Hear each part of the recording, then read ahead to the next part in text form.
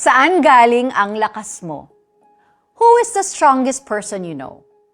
In the Bible, we can read about a man named Samson who displayed incredible strength and won battles for the Lord.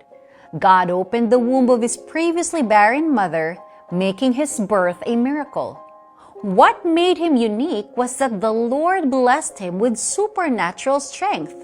Sadly, Samson's life started to go downhill when he revealed the secret of his strength to Delilah. Nang magupitan siya ng buhok, his strength left him. His enemies gouged out his eyes and he became a prisoner of the Philistines. During his captivity, Samson prayed to God to strengthen him once more para maipaghiganti ang sarili laban sa kanyang mga kaaway.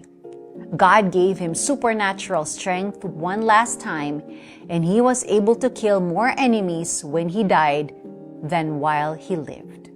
Samson's story proves that God is a source of our strength and abilities.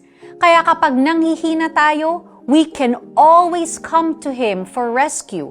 Regardless of our mistakes in the past, if we call on Him with humility in our hearts, He is faithful and just to forgive us our sins and cleanse us from all unrighteousness.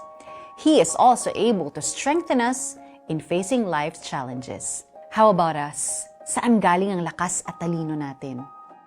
Let's pray. Dear Lord, thank you for reminding me na sa inyo po galing ang lakas ng katawan ko at talino na aking taglay.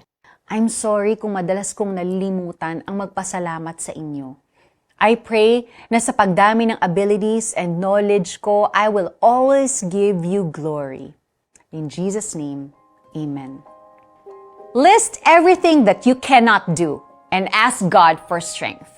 List all the things you can do and thank God for the strength that He provides. Hindi na miminsang aking napakinggan na taglay ng Diyos ang kapangyarihan. Psalm 62 verse 11. Ako po si Sonja Kalit. God bless you. Have a great day.